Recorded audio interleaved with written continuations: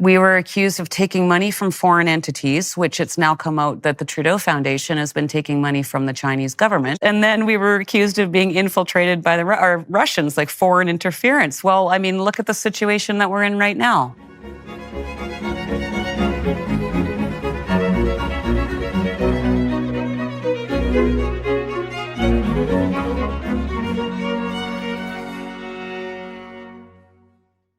Hello, everyone watching and listening. I'm co-hosting this podcast today with my wife, Tammy Peterson. We had Tamara Lich, our guest, over for dinner last night, and that went very well. We thought it would be useful to have both of us talk to her today. Tamara Lich explains her roles in the yellow vest-like rallies that occurred in Canada, the trucker convoy, her role in Wexit, a Western Canadian independence party, and, as I said, recently, her leadership in the internationally recognized Trucker Freedom Convoy.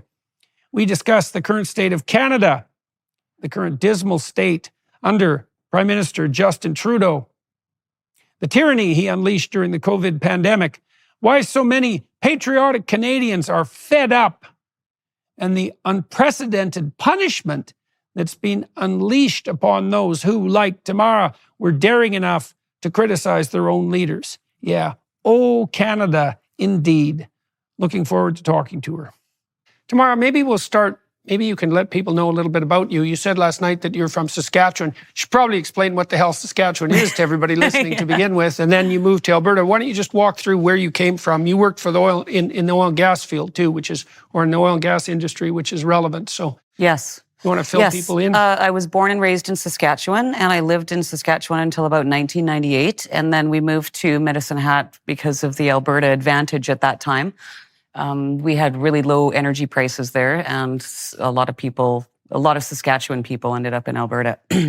And predominantly, I worked in the energy sector there, in logistics and organization and administration, which is basically how I got involved in this because that was my skill set. So I offered my services. So what exactly were you doing? You worked in logistics and administration. So what were you doing in the oil patch? And you said also you were mostly working with men. What skill set did you develop? I discovered I was really good at organizing. I looked after frac crews. I organized the frac crews and our fracturing jobs. And so I was responsible for finding the equipment, organizing the chemicals, the sand. I dealt with the salespeople in Calgary, and of course our managers and stuff. And I discovered that I was really good at putting all these pieces together in very helping tight the patriarchy timelines. Destroy the planet. Yeah, yes, that's right. And really, really, tight deadlines and such. So, and I reveled in it, and I was really good at it. So I was, growing up and not really knowing what my place was, of course, trying to find your spot in the world. And when I started doing that, I just found it so fulfilling, and I really loved it. And what did you like about it? The challenge. Yeah, it was a challenge. At that time, we were just a small base in Medicine Hat, so we had to always find equipment from our larger bases in Red Deer and Grand Prairie and stuff like that. So it was just fun. It was like putting the pieces of a puzzle together, but it had to be done.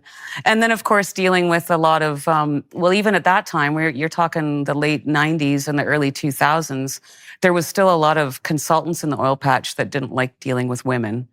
And so that was also quite fun.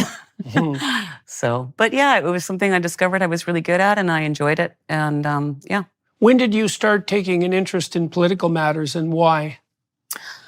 That actually started with my former husband. So when I met him, he always had his nose in a newspaper. And at that time, I was in my early 20s. I wasn't really interested in politics for sure.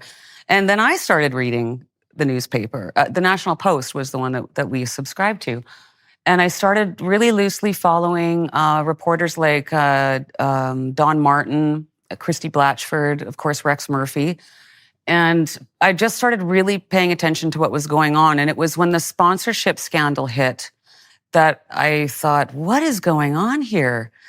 Like, there was no accountability. They were just spending taxpayers' money. And then I started, checking into question period. And that baffled me also, because I thought, these people are just, it's theatrics. It's like watching a soap opera. And for me, I would rather turn on Question Period and see two sides of the house sitting at a table working together to try and fix our problems than just this soap opera theatrics that I was witnessing. And so that's kind of what led into my interest in politics. And that was when? That would have been in the late 90s, early 2000s. Yeah. So it's about 20 years ago. Yeah. So I really just kind of started following it around then.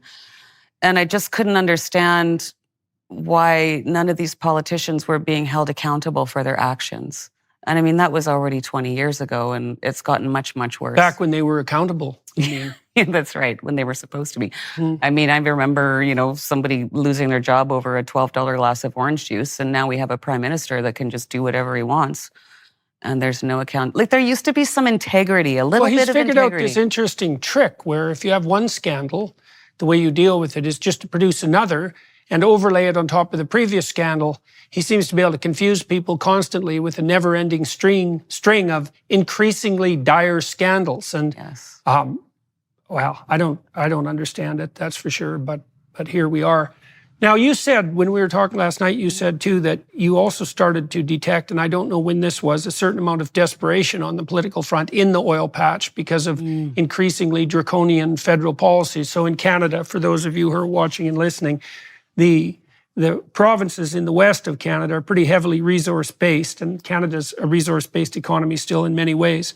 And our federal government seems to have adopted a globalist agenda, I think that's fair to say, and believe that human beings, especially those in Western Canada, are doing nothing but raping poor Mother Earth constantly. And so they produce legislation in a never-ending string to do nothing but devastate the economies of the West. And of course, while they're saving the planet. And Tamara started to see some of that, or not saving the planet, which is really the truth. And Tamara started to see the manifestations of that directly in the people that you were working with. So you want to explain that a little bit? Yes, I did. So they brought in the legislation, and I want to say it was around 2018-19. They passed the bills C-69 and C-48. So Bill C-69 has been nicknamed the No More Pipelines Bill. And basically what they've done is they've made it virtually impossible and definitely not feasible for anyone to lay a pipeline with all their environmental this and that. And of course, now, then they added the gender thing. It had to, fit into their whatever. It was nonsense. And of course, Bill C-48, which was the No More Tanker. Well, basically it was a ban on Alberta oil tankers leaving the BC coast. Right. All the other tankers, ferries, cruise ships are okay, just not if it's carrying any oil from Alberta. And what that did was it hurt a lot of families. People that I knew and that I cared about were losing their jobs and couldn't find jobs. And the situation I specifically referred to last night, because I'll never forget it, was a grown man, and this happened frequently, but he's the one that broke down. But, a grown man coming into my office 2 weeks before Christmas because he just lost his job and begging me for a job with tears in his eyes, please take my resume. And it was heartbreaking and devastating. And for what? I mean, I worked in that industry. I understand the process. I mean, our Canadian energy is the most environmentally friendly and efficient way to extract our resources than anywhere on the planet. And we should be screaming that from the rooftops. But again, we're made to feel ashamed and like our oil is dirty. And I was dumbfounded. Yeah, well, the question is, dirty compared to what? Dirty compared to Middle Eastern tyrant oil, or dirty compared to Russian oil, for example, in oil and gas? It's like, and the same thing applies on the pipeline front and the tanker front too. So Alberta still moves its oil and gas around, oil in particular, but it does that on rail cars, which is a very inefficient way of doing it. It's also very dangerous because it passes through cities, and we've had the odd catastrophe in Canada as a consequence of that. And so, yeah, and what the Trudeau government has done is made pipeline development so prohibitively expensive that no corporation in its right mind would take a risk on it. And I don't know how long that'll propagate out into the future, because the corporations have learned that the Canadian government is an unreliable partner. And these are long-term projects, and so that's a catastrophe. And this is a big deal for the rest of the world. You know, the German Chancellor came to Canada last year, and so did the Japanese Prime Minister, basically cap in hand. And the German Chancellor was a socialist, by the way, which is sort of relevant in this context. Desperate enough, nonetheless, to come and talk to his socialist buddy, Trudeau, and really beg in some ways for Canada to open up its vast natural gas resources to the European Union and aid our great allies, you know, and our partners in freedom, let's say. And Trudeau said, I can't make a business case for that, which basically meant that we've produced legislation in Canada that's crippled our industry so badly that no one could possibly make a business case for anything because of the red tape and idiocy that was put in there purposefully, although also ineptly, just so the feds could virtue signal about destroying the economy to save the planet. And then the Japanese Prime Minister showed up a couple of months later and asked for the same thing and got exactly the same response. And so instead of Canada benefiting from the billions of dollars that the Europeans and the Japanese could spend while we were supporting our allies, Japan, who's threatened by China, and obviously the European Union, who's threatened by Russia, we left them to the tender mercies of our apparent enemies because Canada is opposed to what Russia is doing in Ukraine, for example, and we forfeited that immense economic benefit that Canadians could have accrued. It could hardly be stupider. And so you were seeing this play out in real time in Alberta. Yes, I was. And at that time I started joining. I found a local group in town that was doing rallies every weekend. And so I joined that group and I started going to these rallies, and we would basically stand outside of a Tim Hortons and hold signs and wave at people as they drove by. And then I became a bit an organizer for those too. So I set up their social media, which would later come into play in a bigger context, and organizing these rallies. And we did that for quite a while. And but nothing was changing. What was the group? Well, we actually started off mimicking the Yellow Vest movement in France, which was really my first experience dealing with the mainstream media calling us a bunch of racists and white supremacists and this and that.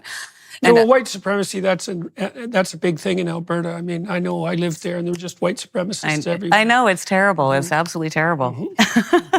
Bingo balls in their windows. Yes. Those you got to watch all those for rednecks those. and their white supremacy. Yes. And so I became active in that way. And through that process, I met Peter Downing, who at that point was starting the Wexit movement, which was a play on the whole Brexit UK movement. And then in 2019, when Trudeau won that election, I contacted Peter and I said, I'm yours. I will organize events or whatever you need in southeastern Alberta. And that was Peter Downing was his name. He had started it. He had actually started a big billboard campaign in Edmonton about these bills that they were passing. Because Alberta is largely, an energy resource dependent province. And so when you start crippling that, I mean, you're not just talking about the guys that are drilling wells, you're talking about all the service industries or the communities that depended on all those toxic masculine males coming into their city or into their communities to spend their money, Well, so and in Canada, people need to know this too. So Alberta is a landlocked province, so it's hard for Alberta to get its resources out into the world unless the rest of Canada cooperates. And on the west, Alberta is bordered by British Columbia, and the British Columbians often like to style themselves environmental socialists, and so they like to block Alberta oil, and that's a big problem. And then, but also rather perversely, because of the way Canada is set up, the provinces, to equalize economic opportunities across Canada, hypothetically, we have this system called equalization payment, and that means the richer areas of the country essentially send excess tax money to poorer areas. And so as a consequence, Alberta, which has a very small population, about 2 million people, has heavily subsidized Quebec for decades, billions and billions of dollars. And the Quebec government in particular, although many of the Quebecois themselves also style themselves saviors of the planet and are opposed to Alberta energy and its development, despite the fact that their economy is dependent in no small part on these transfer payments. So they get to have all the money and also all the moral virtue, which is a hell of a good deal. All the coastline heading over to Europe, yeah. Well, that's right. That's so right. they're rich in that way. Yeah. They have coastline. Yeah, well, Quebec also has no shortage of natural gas itself, although they put a moratorium on its development. There's enough natural gas in Quebec to service Quebec, which, by the way, imports natural gas from the United States, to service Quebec for 200 years and the European Union for 50 years. And the Quebec government has put a moratorium on its development for reasons completely unknown and crippled the people who bought land in Quebec with the intent purpose of developing the natural gas resources there when the government told them that that's what they wanted to do. And that's a story that hasn't broken in the Canadian legacy media, because the people who had their property essentially confiscated, this is like one of the biggest scandals I've ever heard of in Canadian history, and no one knows about it, had their property confiscated, can't even get the legacy media interested enough to do a story on it. It's just beyond comprehension. And so we have a very addled country at the moment. All right, so you started getting involved politically with Wexit, for example, and working on the idea that Alberta and the West at least had to put pressure on Central Canada, letting them know that we're dead serious about not having the federal government for the second time demolish Alberta's economy. Because for all of you who are watching and listening, when Justin Trudeau's father was prime minister back in the 1980s, he rammed through a policy called the National Energy Policy, which devastated the Alberta economy for about 15 years. Broke our banks. Yeah, it broke our banks. Yeah, my parents lost their pension funds, and the whole teachers' union lost its pension funds. I think 13 Canadian banks went bankrupt at that time, which was the first time in Canadian history that anything like that had happened. Anybody who'd saved money, they lost it. Yeah. So the West has been screwed by Trudeau's before, and now we're living through that again. And so there is agitation in the West to put pressure on the central government, and some of that pressure involves the threat of potential secession, although I think that's very unlikely. I know that Danielle Smith in Alberta and Scott Moe in Saskatchewan and the Premier of Manitoba have now put together a consortium to try to develop a port in James Bay, which is, pretty damn awkward because you have to go through the Arctic ice in a desperate bid to try to get Western resources out to the rest of the world. So we're basically at economic war in our own damn country, while we fiddle around not saving the planet instead of cooperating together to make everybody in Canada as rich as Norwegians, which is exactly what we should be aiming at and could have done decades ago if we weren't so damn stupid. So stupid, blind, what would you say? Falsely moral, virtue signaling, right? Yeah, pretty damn pathetic. Yes. And so, all right, so you were working with Wexit, and that was in 2000 that was after the 2019 election. And so I joined the board of directors for two. We had Wexit Alberta. So what happened was there was a Wexit BC, Wexit Alberta, Wexit Saskatchewan, and Wexit Manitoba, and those were the provincial arms. And then Wexit Canada, which we turned into the Maverick Party, which was a federal Western independence party, so that we could start fighting for more rights, right? And for more control over the West. Yeah, more to be just left the hell alone. Yes. In Canada, people need to know this too. Resource development is a provincial matter, not a federal matter. The federal government actually has no constitutional right to be interfering in this regard whatsoever. And so it's a real encroachment on, because Canada was set up as a true subsidiary organization with each level of government having its requisite responsibility. And the responsibility of the federal government was actually quite limited, and it didn't extend to resource development. And so there is no excuse for the feds to continually encroach on resource development territory. There's another aspect of Canada that people might find interesting insofar as Canada is the least bit interesting, and that is that the West in Canada was only settled about 120 years ago, and it's always suffered from, I suppose, what would you say, a quasi-colonial relationship with the powers that be in Eastern Canada. And there are no shortage of Eastern Canadians who still think of the country that way, that everybody in the West is a bunch of rednecks, which is probably true, but, rednecks have their advantages, and that they should really be told how to live properly by those who know better. And it's certainly the case that there's a coterie of Eastern Canadians, and there has been for a long time, who truly do believe, like the bloody WEF, that they know how to live better and are perfectly willing to impose that viewpoint on the rest of on the rest of the country and the world. Yes. So you're part of the battle against that, and that's going on fairly intently in Western Canada for a long period of time. It's thrown up all sorts of rebellious political parties over the last 100-year period, some successful and some not. Yes. All right, so you cut your teeth on the political front with the Wexit movement. What do you learn from that? I learned a ton of that from that. I learned, of course, being on that board. What we created a federal party from nothing, so I learned about creating the EDAs and the importance of having committees and delegating and being organized. I mean, that was a massive job. Yeah, electoral districts. Yeah. Ridings, basically, setting up candidates and ridings and stuff like that.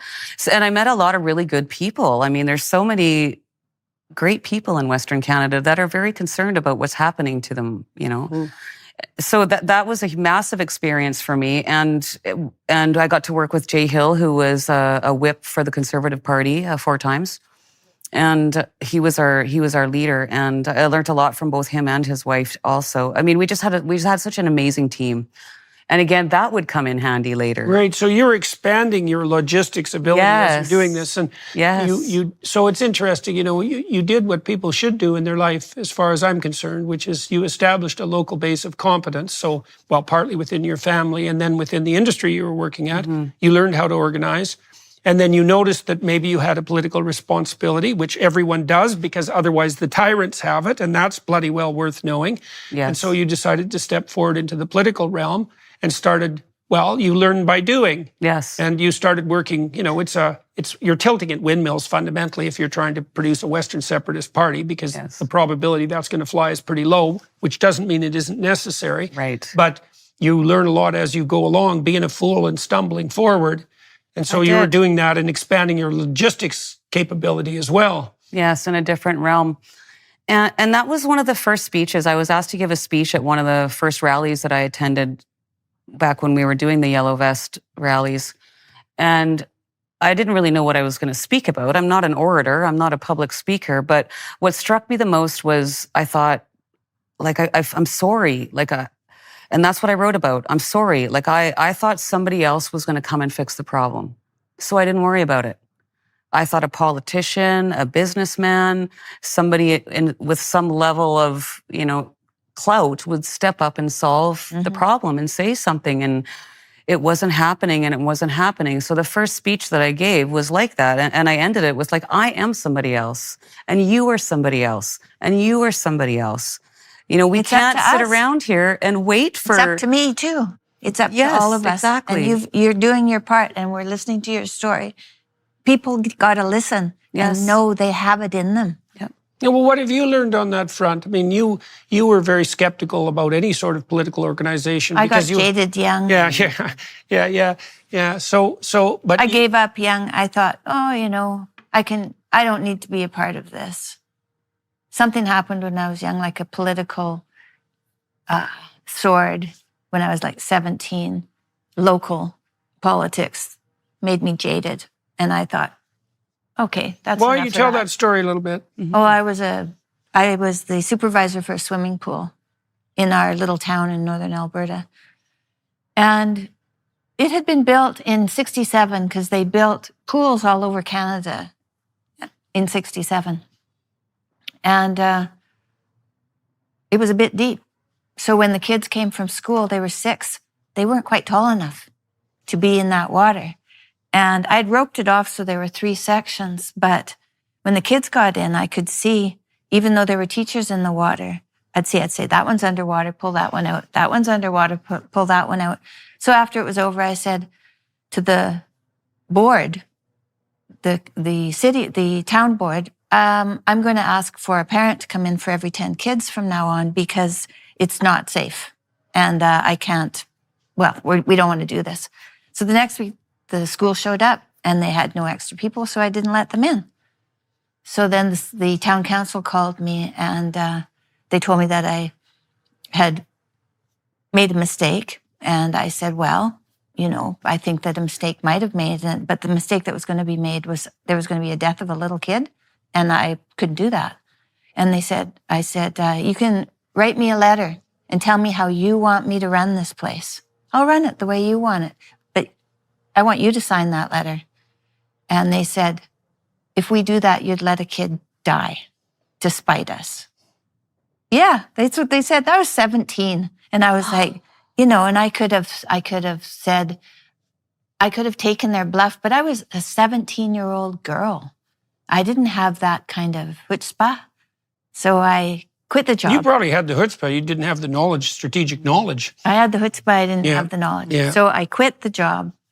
And then there was a local paper controversy between the mayor and their story and my story. And then I left, and the local college hired me to pick weeds, and that was good at the local college. Yeah, well, what Tam learned, I did want to be part of it. She saw a certain degree of narcissism and corruption at the local level, and then concluded that was the case at all levels of the political. Which is true. Yeah. But that's still not an excuse not to do your part. Yeah. And I learned that over the years. Yeah. And so. When did you learn that? Not that long ago. Yeah.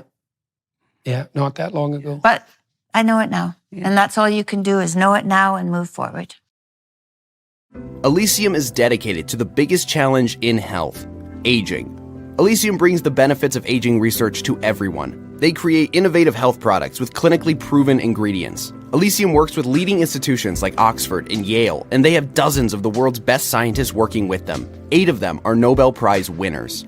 Their flagship product, Basis, is an NAD Plus supplement that has sold over 3.5 million bottles.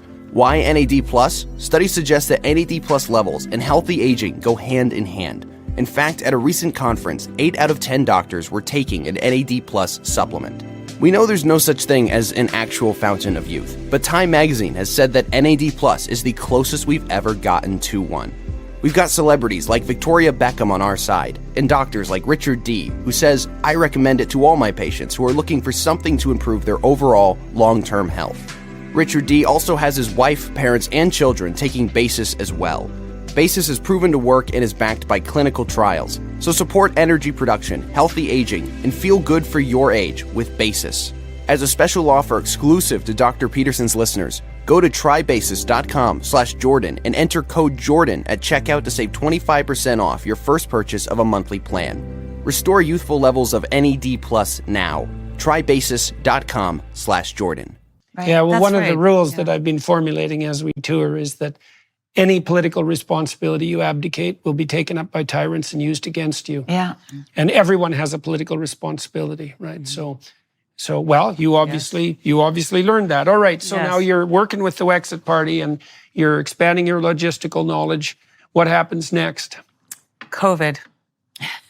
Right away. Yeah. Yeah. So during my time in Alberta, about 2013, I took a personal training course and I started working in fitness. And then I actually started teaching and certifying personal trainers and teaching CPR and nutrition.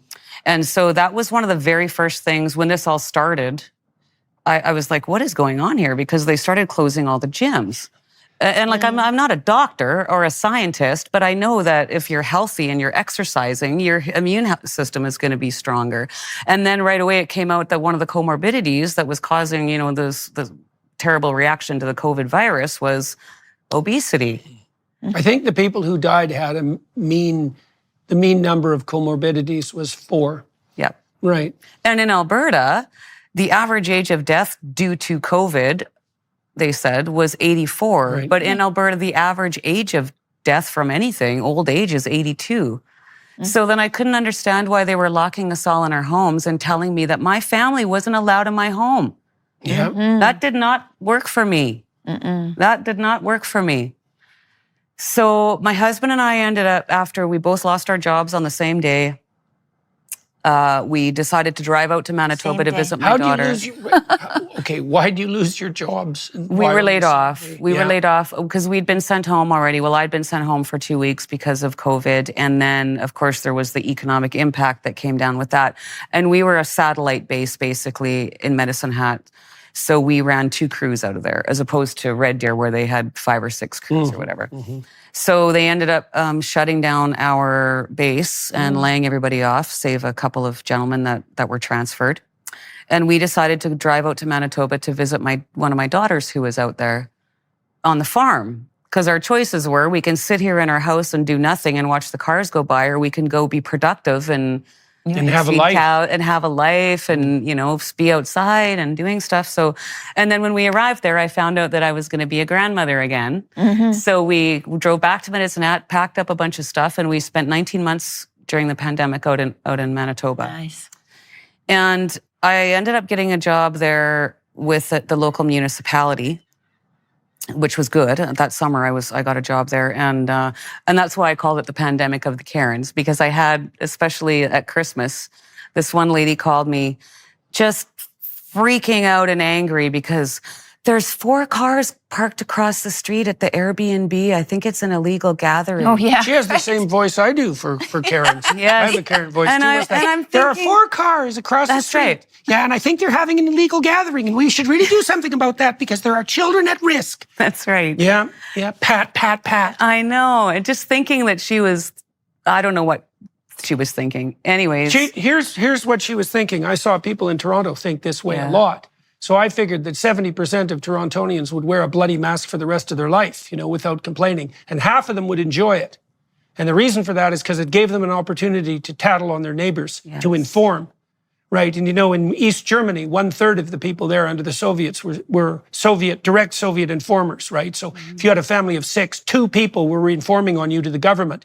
You think, well, that could never happen here. It's like, yeah, it could. And you'd be one of the people that would be doing it. And you'd be happy about it. And you'd pat yourself on the back for doing such a moral job.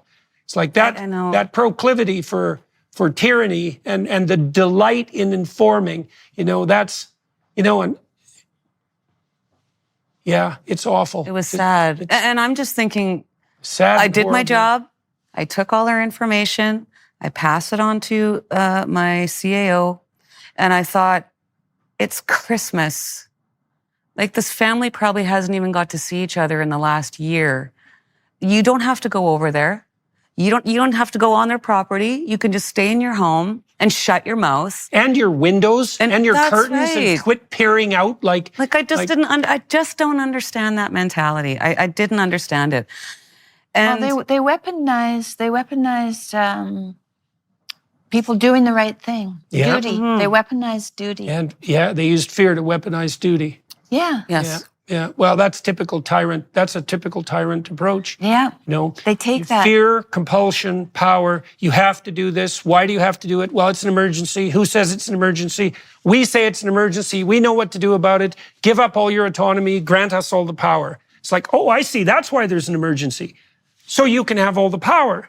It's not an emergency at all. That's right. Right. And if it is, it's like, well, was it an emergency? There's always a bloody emergency of one form or another because life is just an endless catastrophe of emergencies. So, And if you remember at the beginning of the pandemic, Justin Trudeau already wanted to invoke the Emergencies Act so that he could just spend and do whatever he wanted and not be accountable. I remember he wanted free reign until the end of 2021. well, he basically suspended Parliament anyways he and did. ruled by fiat the whole time. Yes. Parliament in Canada has just become, it's like a sideshow. That's not where the government actually operates. It operates out of the Prime Minister's office, him and his bloody cronies, his wedding party crew. Yes. And so we've lost, I don't know if we have parliamentary supremacy in Canada at all now. And of course, the way that we've rearranged our judiciary, we have activist judiciary in Canada, and increasingly the Supreme Court justices are nominated by the federal government, and so they've captured the court system as well. And so here we are. All right, so now you have a bee in your bonnet about COVID too, and you're not very happy about what's happening in Western Canada, so you're starting to become an irritated person. I was very irritated. And then I found Trish Wood's podcast. I was following the Dr. Brian Bridle case and then the Dr. Francis Christian case. And what were those cases? Dr. Brian Bridle is an immunologist and a virologist, I believe. And he's got a long list of letters after his name. And he started Ontario speaking University? Guelph. Guelph, yes. Yes. Guelph, that's right. And Dr. Christian was a doctor in Saskatchewan, at the University of Saskatchewan, actually. And he started speaking out about vaccinating children. Well, they both were, and they both lost their jobs. And as a matter of fact, the faculty at the University of Saskatoon were trying to talk to him like that maybe he was crazy. Yeah, yeah. That phone call was disturbing. Well, there's no cowards like faculty cowards. Right. Yeah. You would probably know. And so then I started I started listening to her podcast, and she was just a light in the dark because I was somebody that was finally talking common sense, in my opinion. And then I started following Dr. Zev Zelenko. I started following Dr. Robert Malone, Dr. Peter McCullough, Dr. David Martin, all these doctors. That's when Jay Bhattacharya was starting to talk on the Stanford front too. They really went after him. He lost 35 pounds in 3 months after he got pilloried by his peers and compatriots at Stanford. Yeah, for being correct and careful. Yeah. And that also didn't make sense because science is supposed to be questioned. So when they say we're following the science, I always think of the S with the money sign S. That's all I ever heard them say was we're following the science. I never saw any of their science. I did see science from these other doctors. And science, by the way, isn't something you follow. Science is not a set of moral prescriptions. When it's a set of moral prescriptions, it's ideology, not science. Yes. At its best, science is, it attempts to be a value-free and dispassionate portrayal of the facts. Now, that's tricky because... It's an investigation. That's what science is. Yeah, it's an investigation, And the idea that, and then what happened too is the politicians who were cowards devolved their authority to public health experts and said, we don't actually have to make any decisions. The public health experts can, and they couldn't because they weren't economists. They had no idea how to calculate relative risk. They didn't take anything into account except keeping the public safe from a virus, which was their job, not to calculate the multiplicity of costs that would be associated with a pure public health approach to policy.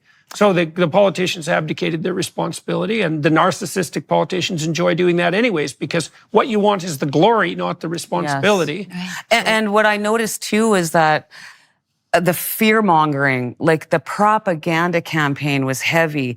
And of course, at the beginning, everyone was talking about, we don't have enough hospital beds and blah, blah, blah, blah, blah. And I'm looking, it's 24/7. My radio station became the 24/7 COVID information station. And I'm thinking, with all the money that you're putting into marketing and ads and on posters and all this stuff. Build some beds. If we put that into our healthcare system. Which they didn't ever. Problem. No. Problem solved. No increase in ICU capacity. Nothing that would have actually in principle addressed, the problem that didn't exist to begin with, but certainly that no development of ICU. What did Canada spend? Some hundreds of millions of dollars on portable ICU beds that were never even implemented, right? They just sit in a warehouse with warehouse storage costs. I can't remember how many hundreds of millions of dollars is spent on that. Some appalling amount, right? So all the money was poorly targeted. They never went after the actual problem. Nope. Yeah. It just didn't make sense. And everybody that I talked to, excuse me, whether they were on the side where they thought COVID was going to be the end of all humanity, or whether they thought COVID didn't even exist, everyone said to me, something doesn't feel right. And that was their intuition. And that stuck with me. And because it didn't feel right to me either. And so I just started following these doctors and looking things up for myself instead of just listening to I stopped believing in the 2016 American election. I quit basically watching the news.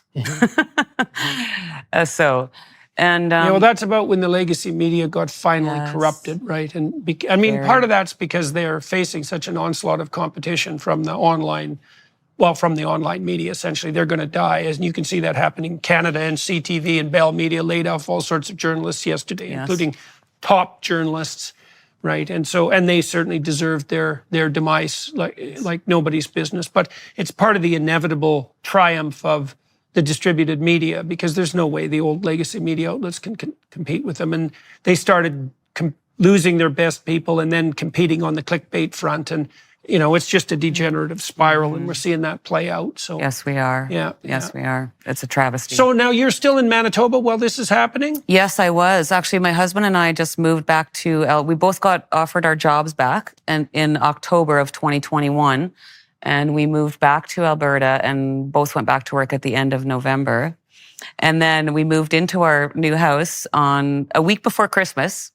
And then 2 weeks later, the convoy started. So it was kind of funny. Even when I got back, it looked like two college kids had just moved into this house and dropped everything. And because I was obviously gone for a while.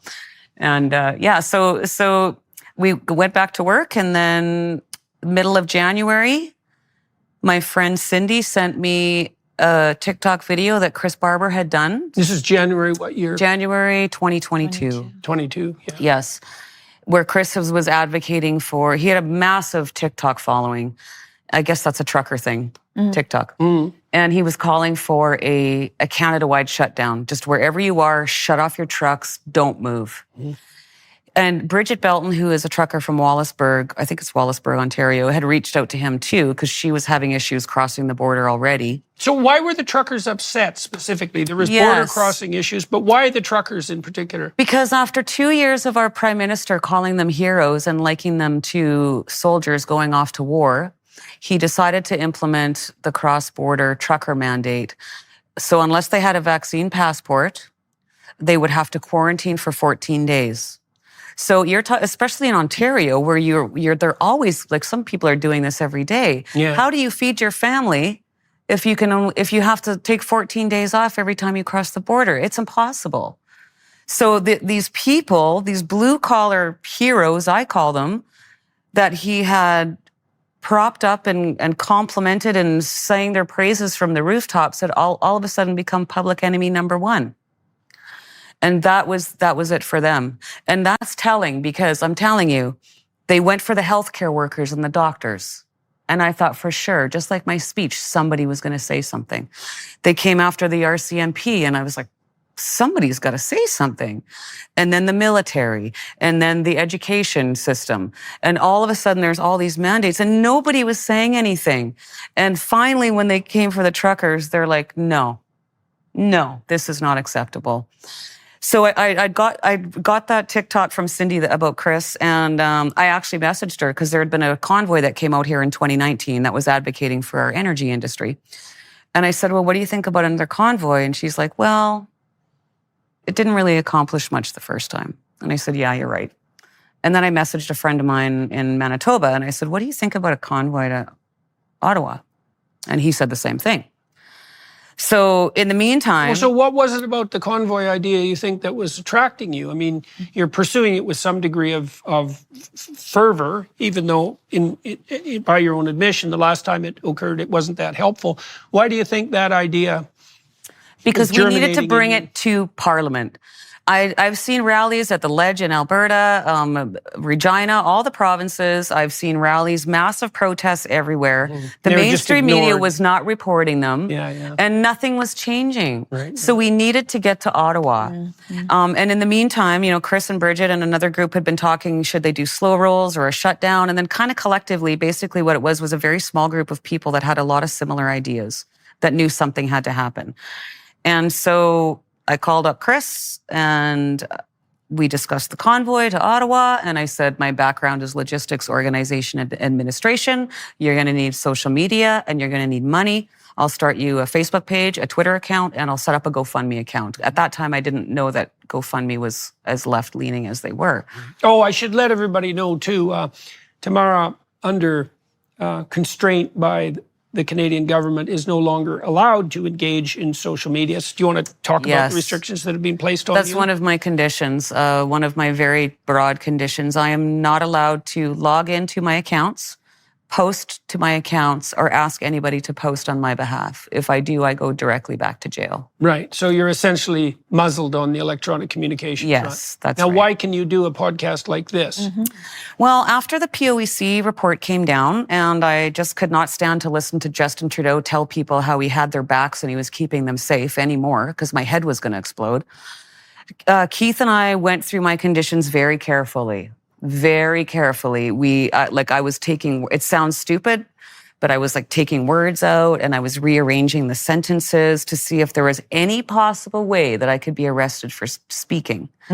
And what we concluded was that so long as I am not organizing a protest or advocating for a protest, exercising my freedom of assembly, basically, it's okay. Now, how is it that it's possible for your right to freely assemble and your right to freely speak, obviously, how is it possible even that that's been abrogated? What have you been charged with? Let's start with that. I've been charged with mischief, counseling to commit mischief, intimidation, counseling intimidation, and I believe the other one is obstruct a police officer and disobey a court order, I think, which would be the Emergencies Act, I'm assuming. And which of those was the core charge? It was The mischief. but that was which was counseling added. to commit mischief to begin with. That's right. I was charged. So think about that, Yes. everyone. That was the initial charge. It's not mischief, which is, not one of the world's most serious charges, even though that can be relevant at some time, but counseling to commit mischief, which is like the derivative of a crime, right? So I don't even know what that means, but I guess you're going to find out because they're going to drag you through court. How much time have you spent in jail? 48 days. Well, 49 days, 48 nights. Right. Yeah, And 18. on what grounds precisely? Why did they hold you? Well, originally I was denied bail because the Judge Bourgeois, who we found out later was a Bourgeois? former Liberal candidate. And French? Yeah. Yeah. It's just funny that that's the name. Julie as far as I'm Bourgeois. concerned. Yeah, it is kind of funny. It's those bourgeois, they hate the proletariat. Yeah. So he was a former Liberal. She was. She was a former Yes. Liberal Candidate. Yes. This is Canada, folks. Yes. Right. And she didn't recuse herself from the case because it wasn't a political case, obviously. That's right. Yeah. And so, and oddly enough, like Chris Barber was arrested just before me, and he had his bail hearing and was just sent home. And then, of course, it was a long weekend. It was family weekend. And so we didn't have my decision heard until Tuesday morning. But by then she'd watched this entire violent, horrific takedown of the Convoy protest on TV. And so when I came in, she went up one side of me and down the other, and basically said I was a menace to society and a danger to her community. She said my community 12 times. Where is she Ottawa. located? Oh, I see. So you were honking her into a state of I frenzy. see. Yes. Yeah, I know. There were a lot of the haute bourgeois in Ottawa who didn't take kindly to being honked at. It's Yes. traumatizing, Yes. You have people whose lives have been destroyed come and, peacefully complain about it after being oppressed by dim-witted moralizers for 2 years. How dare Which you? was frustrating because, we definitely didn't want to upset the Ottawa residents. That was never our intention. But you have to have some level of disruption. But for me to hear people talking about honking horns when we just drove across Canada, and I had people every single day, and still to this day, telling me they were planning to take their own lives, or that they had family members that had already taken their own lives, or that they were living in their car, they lost their business, they couldn't go kiss their mom goodbye before she died. And you're going to complain to me about honking horns? Are you kidding me? So for me, that was a real eye-opener because, of course we always know that there's the laptop classes, what we call them now. But it was really the sense, in some cases, not all of them, because there's some beautiful, lovely people in Ottawa. We had a lot of support from Ottawa residents and a lot of federal government employees. But it was almost a sense of like, how dare you, blue-collar workers with your dirty hands come and set up in and front your ability to do things. That's Yes. the most annoying part of blue-collar people. They're good at doing things. It's like, that's really hard on people who can only think abstractly because they like to think they live in some sort of, what would you say, privileged moral universe where their ability to deal with abstractions is what constitutes real. And then they always end up depending on those bloody blue-collar people whenever anything needs to be done. It's very, very annoying. Yes. Yes. In a world filled with uncertainties, it's crucial to be ready for whatever comes your way. Whether it's a natural disaster, a sudden emergency, or unforeseen circumstances, having a reliable food storage system can provide you with peace of mind and the assurance that you and your loved ones will be well taken care of. Right now, My Patriot Supply is offering major savings on their 4-week emergency food kit to help you stay prepared for anything. Go to preparewithpeterson.com and grab this special price before it ends. Your 4-week emergency food kit provides over 2,000 calories each day for optimal strength and energy in stressful situations. You can enjoy a wide variety of My Patriot Supply and can even customize your supply. They offer an ultimate breakfast kit, a mega protein kit with real meat, and even a gluten-free kit. The best part is each meal is delicious and has a shelf life of 25 years. Don't wait for disaster to strike before taking action. Invest in your safety and well-being by securing your food storage today. Go to preparewithpeterson.com and get major savings on your 4-week emergency supply kit. Go to preparewithpeterson.com right now. That's preparewithpeterson.com.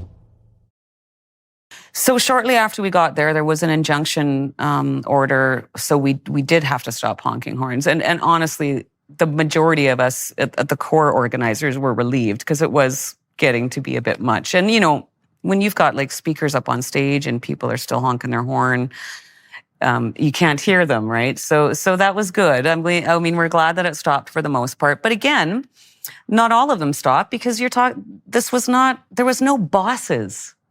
This was a completely organic movement. These truckers just showed up. They're very strong people. They're independent thinkers. You know, they have a lot of responsibility on their shoulders. Lots of them are business owners. So they're going to do what they're going to do. Right. I mean, Tamara Lich wasn't going to tell them what to do. If they were the sort of people who could be told what to do, they wouldn't have been in Ottawa with That's trucks. right. Yeah, absolutely. Exactly. So let's go back to when you were envisioning this. So you were starting to think about a convoy. How did it actually start to come about? Miraculously. So I got the Facebook page going, got the GoFundMe going, and then we had road captains from every province. So what those were truckers normally in like Northern Saskatchewan, Southern Saskatchewan, Northern Alberta, Southern Alberta, and they organized their friends and truckers to come. And then we would just all meet along the highway. So one of my... How over what period of time was this organized? How long did it take? 10 days. 10 days. Wow, that's fast.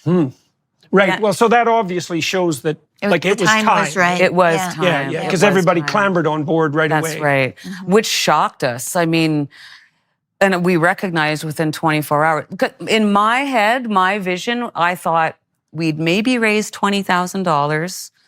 A few truckers would drive across Canada, stand there with some signs, hop back in their trucks and come home. So within 24 hours, we had over $100,000 in donations already. And so with my experience with the Maverick Party, I was like, I need a finance committee. Boom. So I got some volunteers. We created a finance committee. And then I was also monitoring our social media. Why did you do that? Because the fundraiser was set up with my name on it. And it was important to me that Canadians that were donating, had a sense of who I was, because that's a lot of money. They were trusting me, essentially, with their money. And I wanted to explain the whole process, like how we were going to be accountable and transparent. I had 2 bookkeepers on the committee, and we had an accounting advisor, an accountant from Medicine Hat. And it was their money, so it was their decision. Like, you know, I wanted to let everybody feel like they had a say in this. Basically, I was running a government type thing, or running this organization, I guess, how I thought the government should be run. You know, open and transparent. And I just wanted everyone to be at ease that we were going to follow through and we were going to keep them informed every step of the way. So tell us what happened on the GoFundMe front. Yeah, so I didn't know a lot about GoFundMe when I started the campaign. I just knew it was a big crowdfunding source. And so I set up a GoFundMe to start collecting donations. And as we were, well, obviously, I mean, the money just started pouring in. And it became very clear to me right away that they were kind of dragging their feet.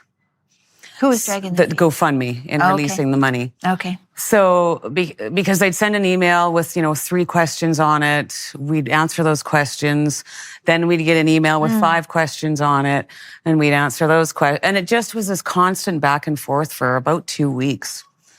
Finally, when we got to Ottawa, the Thursday right after the lawyers all arrived, we had a meeting with all of our lawyers, GoFundMe, their lawyers, and our accountant. And it was great. They were going to release everything. They were happy with all of our answers. And we woke up the next morning and they had frozen our campaign. How much money was in it at that point? $10 million. Who froze it? GoFundMe. What had happened was... Why did they froze? Because the city of Ottawa and the Ottawa City Police had contacted them and said that we were terrorists, basically. I see.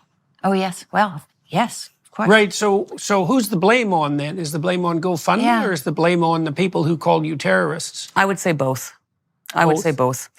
Why both? because- you think GoFundMe should have told them to go to hell like I Give, think Send, they Go should have. did? That's right, exactly. Yeah. And what It's called happened was... GoFundMe, for goodness sake. Exactly. Right, yeah, right. It's and really their job. The ironic thing is that we've watched the Black Lives Matter protests.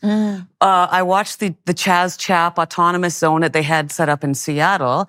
And at some of these protests, like, people got raped, they were murdered, businesses were looted and burnt to the ground. Yeah, but that And they was in got a good all their cause, money. Tamara. That's right. That was for a good cause, That's right. That wasn't like Confederate flag flying Canadian Nazis. Yes. By the way, for everyone watching and listening, there are no Confederate flag waving Canadian Nazis. That's not a thing. Nobody waves the Confederate flag in Canada. Most Canadians don't even know what the hell the Confederate flag is. And Nazis, that's just not a Canadian thing. So that's all complete bloody lies from top to bottom in every possible way. So GoFundMe stopped $10 million.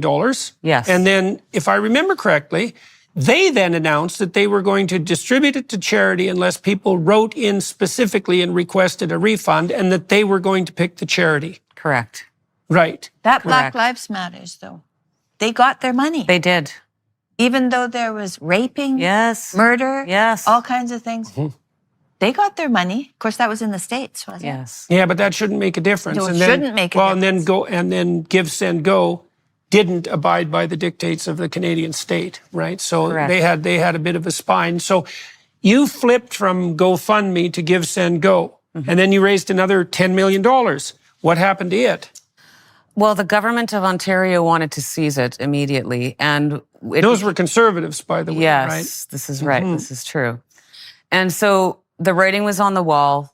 We were never going to get those donations across into Canada. So Jacob Wells, one of the founders, him and his sister founded Give, Send, Go, decided that he was just going to refund everything. And I know that the lawyers got up and said, no, you're not going to. We're going to file whatever they needed to file to stop that from happening. And he said, by the time you have your paperwork done, it's going to be back in their accounts. You have no jurisdiction here. So kudos to him. Yes.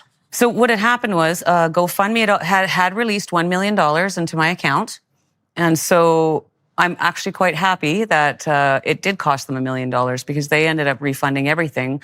After that statement, where they were just going to donate it to whomever they wanted to, Ron DeSantis, the governor of Florida, stood up and said, no, you're not. I am going to have you investigated for fraud. And then all of a sudden, it was no problem to refund everybody. And then, with the Give, Send, Go. Yeah. So, and then what had happened? So that was like a precursor to the bank account seizures, fundamentally, right? So basically, what we had in Canada was a situation where people were voluntarily donating money to a political cause, a protest, and that the government interfered with the receipt of that money by interfering with the operations of a private company that wasn't even a Canadian company, right? At the same time, the Canadian government was claiming, and this was complete, bloody, 100% absolutely reprehensible lie, that almost all the money that was going into the trucker convoy was American, make America great again, Republican types who wanted to overthrow the Canadian government, because of course everyone knows that's what Republican Americans want, because they don't like democracy in Canada, whereas the truth of the matter is most Americans don't even know where the hell Canada is, and the ones that do know really don't care, and they're certainly not agitating, especially on the Republican side, to overthrow Canadian democracy. And the government also intimated that it was being funded by Russians. Yes. Right, Russians. So if it wasn't Russians, it was MAGA Americans, because you know the Russians and the MAGA Americans, they're obviously exactly the same people, and they're all profoundly interested in producing a January 6th type insurrection in Ottawa. So that was $20 million that was essentially seized in one way or another. Yes. By various branches of the Canadian government. Yes. Right now, you said there's some of that money that's still around, I think. Yes, there is. So when Jacob and Give, Send, Go refunded the Give, Send, Go money, there was about $3 million that was stuck in the payment processor Stripe. So that was seized, and that's now in an escrow. We had just over $400,000 in e-transfers, because right away when I set up the GoFundMe, people were messaging me saying, Don't trust them. That's right. So that was kind of my first concern. I was like, oh, geez, I probably should have looked into this a little bit more, but what do? Live and learn. Yeah. So Well, we're accustomed to operating on trust. Eh? That's why our societies are rich. Yes. Because you can generally operate on trust, or you could. Yes. Right. So far, yes. Yeah, so far. Yeah. Mhm. So that money also went into the escrow account. And then a gentleman by the name of Chris Guerra had started an organization. We had a ground zero team, we called it, in Ottawa, that was getting everything, all the infrastructure in place for when we arrived, like food, showers, hotel rooms. How many people did come to the convoy? How many truckers were there? Do you know? Approximately? I have no idea. Where did they come from? They came from all over. They Did they came come from from the the east, coast of too? BC. They came from the coast of Newfoundland. Oh, wow. They came from the Northwest Territories. Oh, we had really? Americans that came up and joined us. Oh. And that was funny because, we had a finance committee in place. So we put procedures and processes in place so that this would all be accountable. And we had and so one of my jobs was going to be to stand at the gas pumps and record every trucker that came through with their truck number and their name and their receipts, which in the first day was not even possible. And one of my other jobs was to get truck counts every day. But that was impossible because the situation was that a lot of people couldn't go all the way to Ottawa. So they would join us for like 100 kilometers or a province, or, they'd get to the Manitoba border. So we always had people coming and going. What did you see when you came across? Please tell me. The most beautiful show of humanity and unity I've ever seen. I've never seen anything like it. After all these years of, especially living under this prime minister who has tried to constantly divide people by race, religion, culture, income bracket, geographical location. Gender, sex, yes. gender identity. Yes. So we were coming through Manitoba. We were coming through Headingley, and it was the most massive crowd I've ever seen. And there was native drummers on the side of the road dressed in their full regalia, and standing beside them were like 4 Sikh gentlemen, and standing beside them were Hutterite women with their children holding signs, "Thank you for giving us back our future." And beside them was nuns in full habits. And to me, when the nuns are protesting that things aren't good. That's right, exactly. Yeah. And the Hutterites. Right, Yeah, absolutely. Hutterites. They're not They're known not for their political. We had them all the way from Medicine Hat, all the way through Manitoba.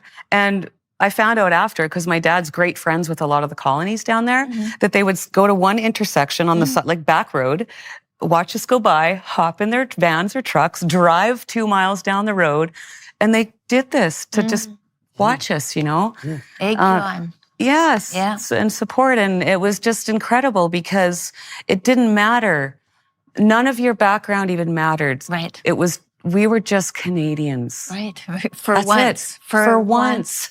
Come on, And what sort of distances were people driving? Like, because lots of people watching and listening don't know how big Canada is. So you said from Medicine Hat to Ottawa is 36 hours. 36 hours. I think that's about 3,500 kilometers. Yeah. And so, which is quite a long ways, but we had people, the clan mothers that joined us came from the Northwest Territories, and there was truckers that had come from the Northwest Territories and the East Coast, Newfoundland, New Brunswick, Nova Scotia. This was truly a Canadian movement. Like, we had people from everywhere. Northwest Territories. Yes. I didn't know that.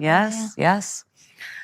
Which shows you that people, like you said earlier, were ready. Well, and desperate. I mean, the thing is that so first of all, this was in the middle of the winter, Yeah. right, and that's winter. It's not easy. It was minus 20 in Ottawa for most of that protest day. Yeah. Yeah, and then those truckers were taking their rigs out of service for 2 weeks, something like that. Some of them are longer, 3 weeks, right, which is a major economic hit. You have to be driven to some degree of desperation. Yes. And it's not like Canadian truckers, like Dutch farmers, are known for their political activism. I mean, they've never been a politically active class in Canada. There's no history of even labor agitation on the trucker side in Canada. So the fact that it was them that finally had enough is really telling, well, just like it is telling on the Dutch farmer scene, right? And the Yellow Jackets to some degree. I mean, the French are a lot more volatile with their political demonstrations, but Canada doesn't have a history of this. This isn't something that ever happens here, just like it never happens in the Netherlands. And so, all right, so you're driving down the road and you're seeing all these people and this thing is like ballooned like mad, way beyond what you had initially envisioned. Yes. And you're on your way to Ottawa. What happens when you get to Ottawa? We pulled up onto the hill, well, we got into Arnprior on the Friday night, and Saturday we drove up around noon. We met at noon and drove into Ottawa, and the crowds all the way from Arnprior right into Ottawa were amazing. The overpasses were filled with people, and it was just so beautiful. And we got up there, and there was massive crowds up on Parliament Hill too. And so when we got out, I mean, it was just, by now people knew who Chris and I were. So there was lots of people coming up and asking for photos and talking to us and stuff. And it was so surreal. Yes, yeah. And you know, Chris and I talked on the way out. And we didn't have a plan for when we got there. I mean, just getting there was such a massive undertaking. And kudos to Chris. He led that convoy out. Now, Chris is in jail. Barber. Nope, he's not. He's back home in Saskatchewan. Okay, so let's walk through that briefly. Yes. Who ended up jailed? Chris was arrested and in prison for 1 evening. I was arrested and in jail for 18 days. Pat King was arrested and he was in jail for 5 months. He was the leader of the convoy. Yeah, he was involved in it. Yeah, he wasn't the leader.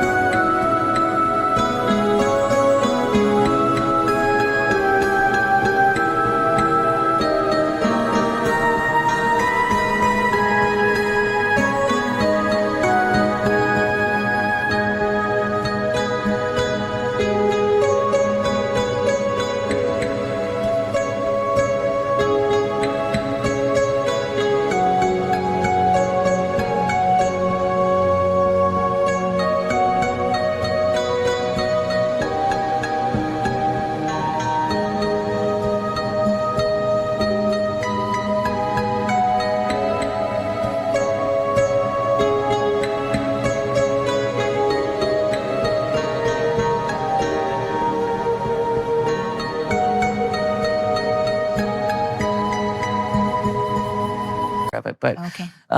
And yeah, I was actually in jail last summer when he was finally released. But there's still people in jail. This year, there were still people in jail. Yes. Well, the Coots boys are going through their pretrial right now.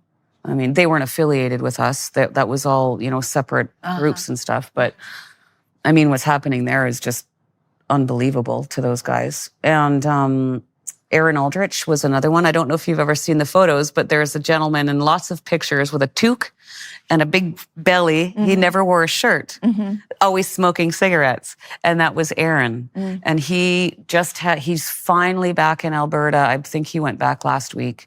He got out of jail when I was on my way out for the inquiry in the fall.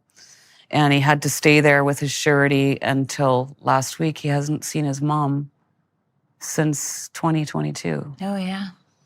Okay, so what's happened? So now in Ottawa, you have all these trucks gathered. And there's hundreds of them, or are there thousands of them by this point? Thousands of trucks by this point, yes. Right? So everybody's shocked at the magnitude of this, including the Ottawa bourgeoisie, who aren't very happy with all the honking. There's a lawsuit about that, that you're also facing. $400 million class action suit? Yes. Right? Because of the economic harm caused by the trucker convoy? Yes. Right. At the not the 2 years of business closures and shutdowns and locked in your home. Right. And do you think that there was a deleterious impact of the trucker convoy on businesses in Ottawa? Absolutely not. We never told them to shut down. It was the city that advised them to shut down because they had to painted us as hooligans and thugs before we even arrived. Yeah. I mean, it just racists, came out. Bigots, misogynists, fascists, infiltrated by the Russians. Yeah, and the MAGA types. That's right. Don't forget about them. There was a BlackRock's report that just came out. I think it was the week before last. It was a public safety, health safety Canada memo that was sent out internally to all these businesses, saying that we were entering federal buildings and causing damage and disruption, which was a bold-faced lie. Just nasty lies, nasty lies. And why? Because we don't have, and I said this in my testimony, when you lead a country, you do not get to pick and choose who you lead. You are responsible for every single person in that country, whether you believe in what they believe or not. Right. You don't get to call them names. I mean, now our prime minister is calling parents alt-right because they want a say over far right, even Yes, worse. That's far right. right. You think that you should be able to have the last say in relationship to what your children are being taught in school, and now you're essentially a Nazi because, of course, that's what far right means. That's right. Right. So that means our prime minister now believes that if you believe that you should put your child's interests as the paramount concern of your life, that you're essentially far right. And so if Canadians had any sense, which I'm afraid generally they don't, they would listen to that because he's actually serious about what he's claiming. So we know that what the New Brunswick Premier came out and made it illegal for schools to use gender transforming pronouns without informing the parents, which seems like the minimal thing they could do.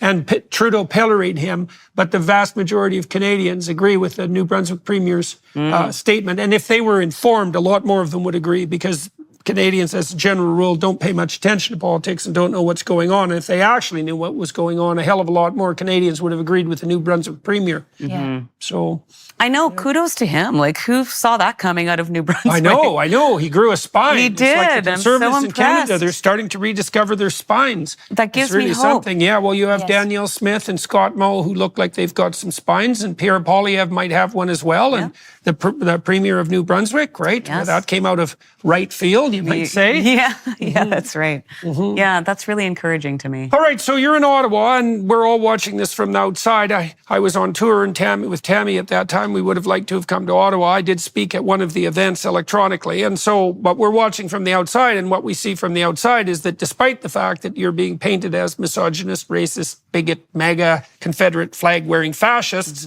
there's like no violence. There's children there. The bloody government conspired to threaten the truckers with the removal of their children, which was one of the most reprehensible acts I'd ever seen a Canadian government commit. It might be number one, freezing your bank accounts.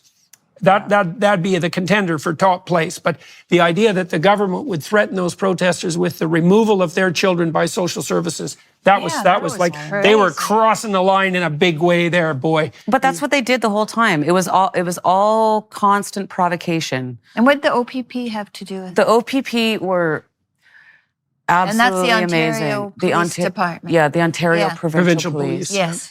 So obviously, right away when we recognized before we left how much support we were getting, I said we need to let our local police departments know when we're coming through so that they can make arrangements and everything. And so that's what we did. And the OPP were just the most amazing organization to deal with. They were very organized. They were professional. They were polite. They were supportive. And I'll firmly believe if we could have dealt with the OPP for the whole duration of this thing, it would not have ended the way that it did. And out of the inquiry, what I learned was, besides the OPP, we were the most organized and professional organization out of them all. Well, you were right wing. Yeah. Those left wingers, they have a hard time organizing. But Yes. these right wingers, we're pretty good at keeping things straight. Yeah, that's right. And they were wonderful. And we had a phone call from a gentleman called Officer Pierre. He was, I think, he was French, but he was OPP. The night after the raids, because the first thing they did was they raided Coventry, which was where we had a lot of supplies and donations and a lot of trucks parked. And they went in there. And they is who? The Ottawa City Police. They had snipers on the roof, and they stole food. They stole fuel.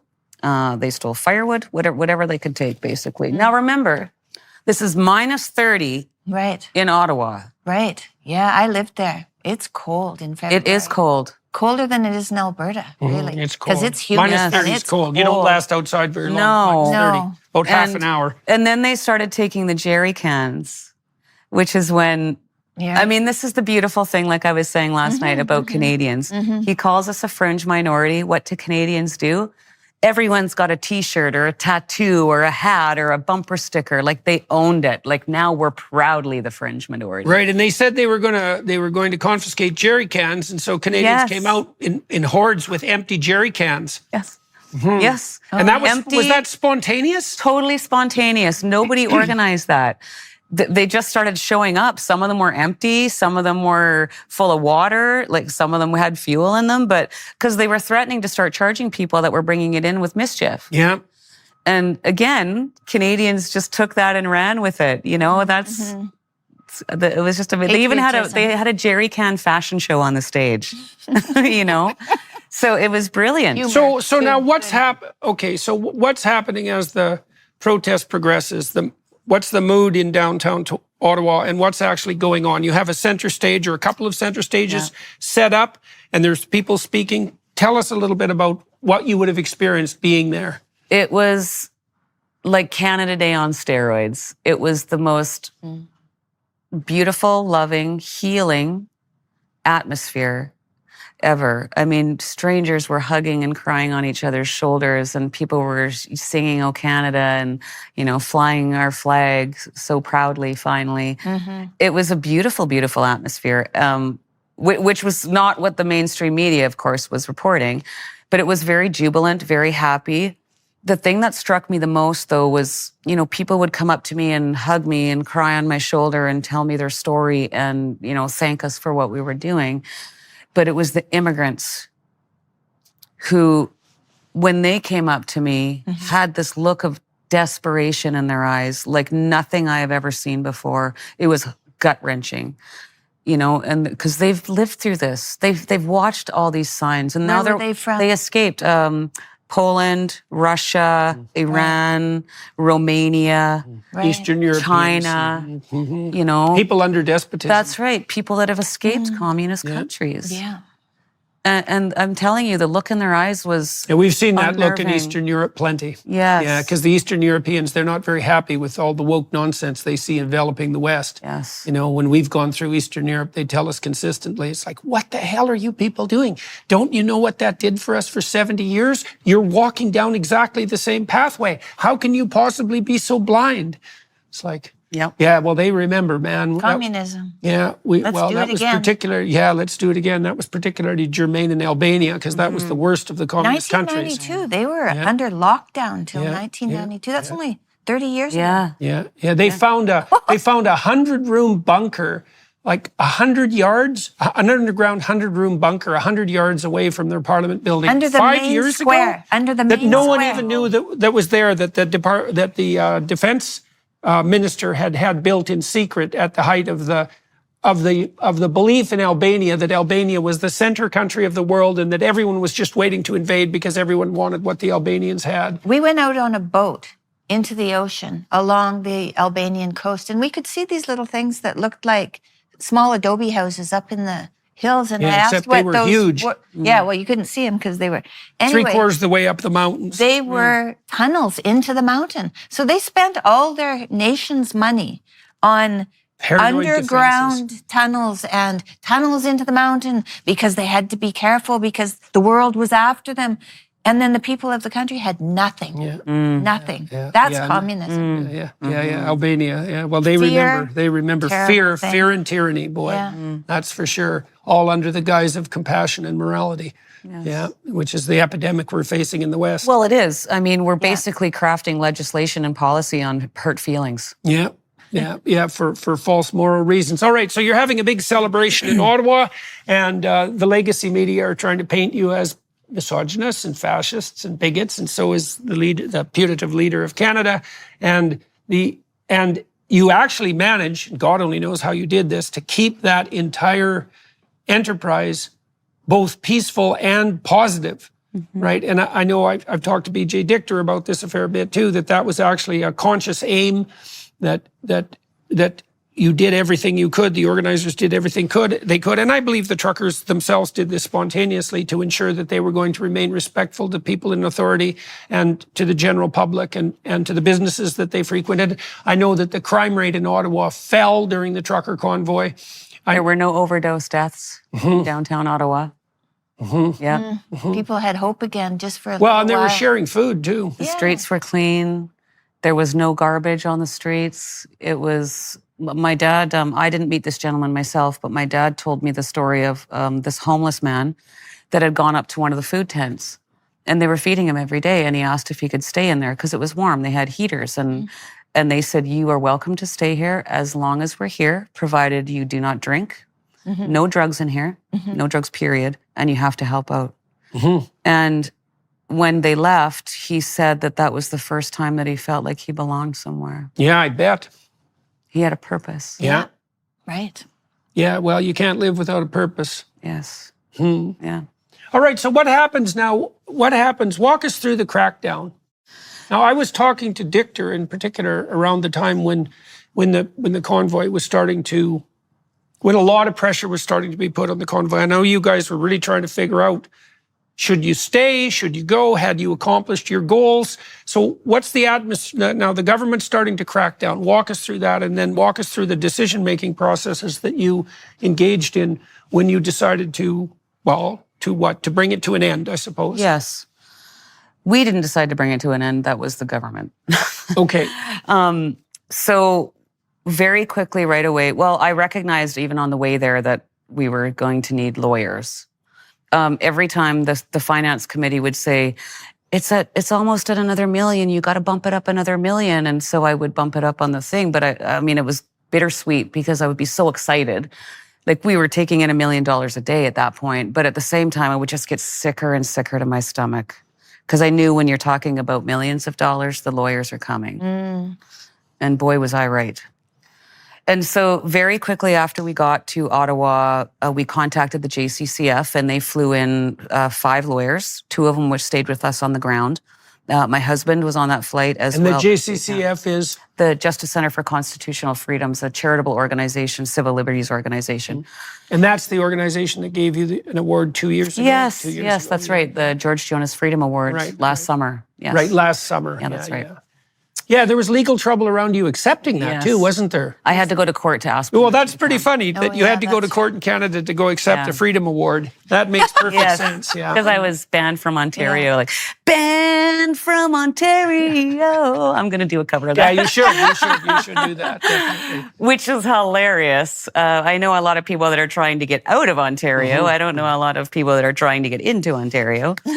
But anyways, so we had to go to court and have a hearing so that we could have those amended so that I could attend. And also my youngest daughter was going to go to university in Ottawa. So, I mean, I was having a bit of a tough time being banned from Ottawa also. So we had that all changed. All right, so now we're talking about what's happening as the government starts to crack down on the on the convoy. So we got the lawyers there right away. How does the pressure start to mount? Yes. Well, there was always pressure because there was always rumors. I mean, this is the great thing about having people like Danny Bulford there and Tom Quagan and Thomas O'Connor, because they were able to disseminate like what was factual and what was just wild rumors. I mean, right from day one, we were hearing they were coming to arrest us. We were going to be raided. It was every day. So what led to that was we get there and the city of Ottawa puts on a state of emergency. Right. And we're like, okay, what does that mean? And really all I saw was little groups of cops standing around doing nothing turn into slightly bigger groups of cops standing around doing nothing. Then Doug Ford invoked the state of emergency for the province of Ontario. Same thing. I just saw this group of cops standing around doing nothing turn into a bigger group of cops standing around doing nothing. So when he invoked the Emergencies Act... Well, that could be worse. Yes. That could be worse. Yeah. So when he invoked the Emergencies Act, I personally didn't even know what to expect. Federally. Yeah.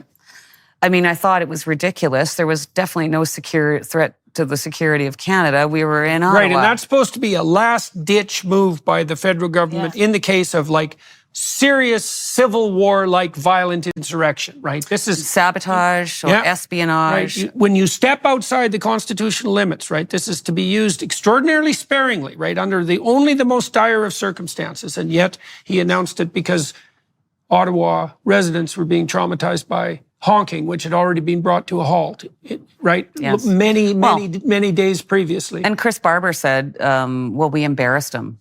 And I said, no, we didn't. We just handed him a platform and he embarrassed himself. But he backed himself into a corner. And he ran out of the city when you guys showed up too, didn't he? Yes. They skirted him out of the city for his safety. We found out he was Didn't he say he had COVID? If I remember he was exposed correctly, to COVID. Well, first of all, he came out. COVID, First of all, he came out and called us racists. Then he came out with his big fringe minority with unacceptable views. Then all of a sudden, he had been exposed to somebody that had COVID, even though he was 3 times vaccinated. Then all of a sudden, he's skirted out of Ottawa for his safety. And like I was just saying, we found out after he was skiing in the Laurentians. Just ludicrous. Like, who does that? Well, it was obviously time to go skiing Yes, it was. That's very in the important. state of emergency. Yes, Yeah. yes. Doug Ford was also snowmobiling during that time too. So they were obviously very concerned, very concerned. And I mean, the pressure just started getting more and more intense. And the irony of the invocation of the Emergencies Act was that Keith Wilson, myself, and my husband were on our way to go meet with the Honorable Mr. Brian Peckford. And on the way over, we heard on the radio that Justin Trudeau was going to be invoking the Emergencies Act. So imagine that moment. We walked in, and Keith told Mr. Peckford about that, and he just sort of like sat in Right, his and chair. Peckford was one of the creators of the act last that living- actually put the potential for the powers for the Emergency Act in place, and has stated very publicly that the Trudeau government, by no means or by no stretch of the imagination, had encountered a situation that necessitated what the original framers of that document would have considered a genuine emergency. Yeah. Right, so, I mean, he just went full on nuclear. and that's when the bank accounts were Yes, being frozen that's as well. right. 200 Yes. Canadians, right? 280 Canadian citizens. Had their money stolen. Mothers were stuck at the grocery store till, unable to pay for their groceries. Families were unable to buy medicine for their children. They couldn't pay mortgages. People couldn't pay or receive their child support. There was no parliamentary oversight. There was no court order from a judge. Chrystia Freeland couldn't do it fast enough. I mean, she was giggling like a schoolgirl when she announced it, which was appalling. And the evidence that came out at the inquiry was that she wanted to label us as terrorists so she could seize our assets. It was disgusting. And so I'm doing a lot of American media right now to promote my book. And that's one of the things I always say is that this isn't just a story for Canada. No. This is important. Yeah. Because if they can do it in Canada, the most peaceful, passive, and polite country on the planet, it can happen anywhere. And it will happen. Yeah, well, I know, like, one of the things we did learn traveling around, I think Tammy and I have been in like 250 cities, something like that in the last 2 years. And Canadians have no idea what the bank account thefts in particular did to Canada's international reputation. Yes. I mean, first of all, I think Trudeau is regarded around the world as the worst leader of the G7 by a large margin. And I would say, especially in Eastern Europe, that's true among those on the left as well as those in the center and on the right. And the most egregious error he made was taking bank accounts. Like, people cannot believe that happened, and certainly not that it happened in Canada.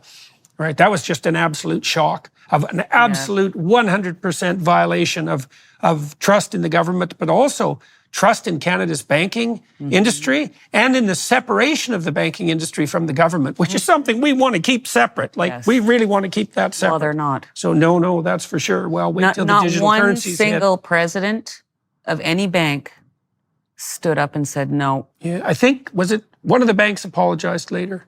Yes, I don't remember you're right. which one. Was I think it the it was Bank of Nova Scotia? Yeah, I think it was the Bank of Nova Scotia apologized. Well, I'm sorry, an apology doesn't cut it. No, that's for sure. Like, where were you guys when they should have been standing up and saying, no, we need like a court order from a judge or anything. No, we need like 10 court orders from Yes, judges. I mean- right. This isn't something we do overnight because we kowtow to the tyrants in Ottawa. Exactly. That's for sure. But it was intimidation. Yeah, Yeah. what was the rush to close the bank accounts? You know? Yeah, well, It was everything's an intimidation. emergency. Yeah. That's right. Yeah. All right, so things start to get tense in Ottawa. And Very how does tense. that play out on the ground? Well, a lot of people started leaving because they were threatening to take insurance and seize vehicles, like And children? and take the children, pets. Again, back to the provocation where it started out. Pets. Pets. Yeah, they were going to come take pets. Take those pets. And they tried really everything that they could. And so a lot of people started leaving, which we were encouraging because we didn't know it was coming.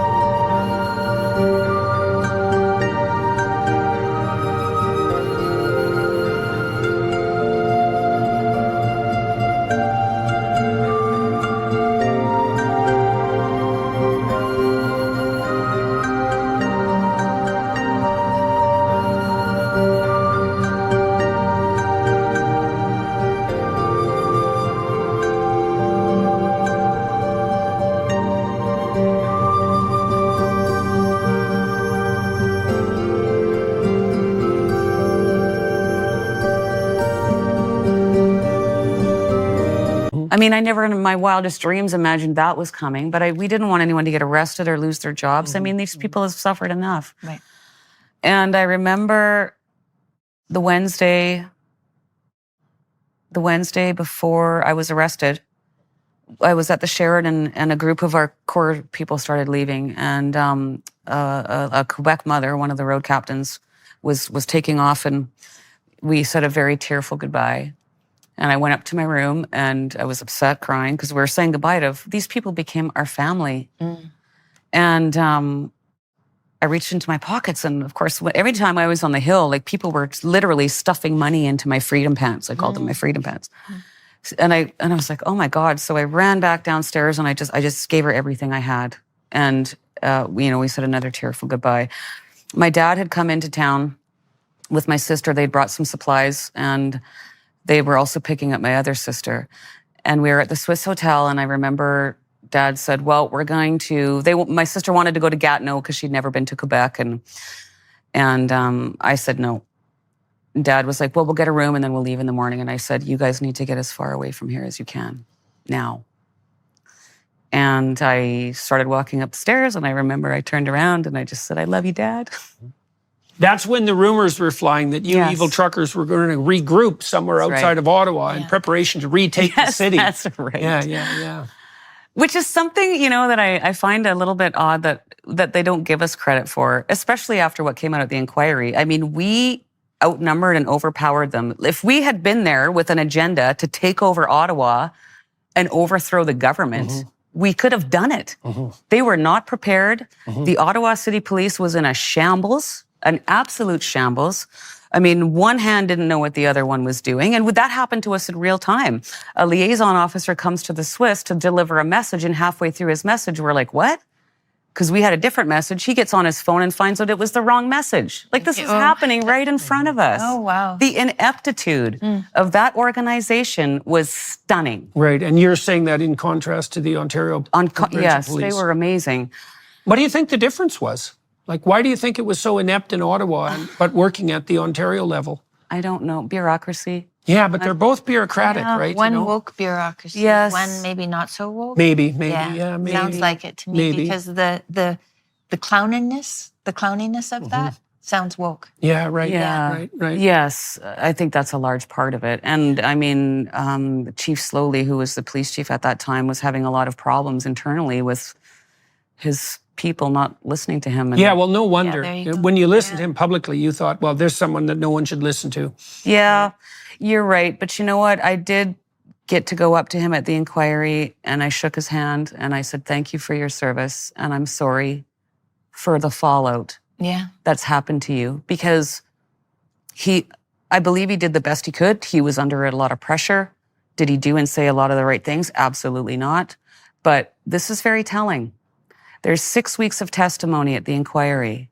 Justin Trudeau, Chrystia Freeland, Marco Mendicino, David Lemeni, all these members of Parliament were on the stand and examined for about 2 hours.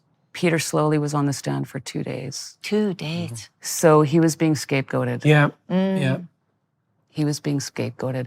And I remember the day that he announced his resignation, everybody in the room was just cheering and celebrating, and they thought this was excellent, that this chief, Keith and I are like, this is not good. Number one, a man just lost his entire career today. And number two, what's coming next is going to be worse. And we were right. So it was very intense. Lots of people were leaving. We were saying a lot of goodbyes.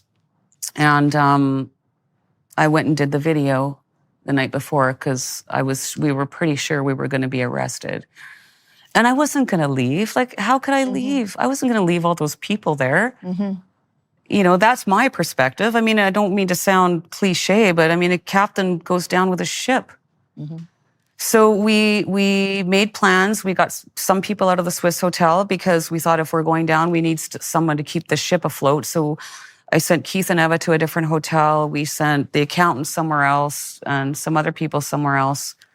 And I'd been walking around the last few days there, seeing these F. Trudeau flags and people yelling at reporters. And while I do believe that we were all justifiably angry, my perspective is we can't win. We can't meet hate with hate. And that was my message from the start. We can only do this peacefully. We can only do this coming from a place of love in our hearts, no matter what you think. And it was upsetting me. So I went up and I did that last video and discussed that. You know, I just said, please remember that Justin Trudeau has 3 kids that have that same last name. And just like I have 3 kids. And my kids are waking up to see me called horrible names. One of them woke up to read that I was dead in jail. Yeah, really. Not at that point, obviously, but you know, this is the stuff that they were seeing. And I'm just thinking, like, think of them. Even if you hate him, think of them. Think of those reporters that are out there, I mean, doing a terrible job. I mean, they're probably just trying to feed their families, is what I said. And I don't think that's they could do that. They could do that by doing a good job. I agree. But I get your point. Yes. And and then I was pretty sure that I was going to be arrested. And sure enough, the next day. Yeah. We were arrested. And what was that like to be arrested? Well, for somebody that's never even been in Facebook jail before, it was quite an eye-opening experience. I spent the evening at the police station in the cells there, which was awful. I'd spent the day walking around with a veteran, talking to people and signing flags or whatever, just talking with people, listening to their stories. And so by the time we got back to the Swiss, I was quite damp and cold. And then Danny and I made the decision to go out and turn ourselves in after Chris had been arrested. Number one, the lady that owns that hotel. And had you been charged at that point? So why did you turn yourselves in? Because they arrested Chris. Yeah. We knew that they were looking for organizers.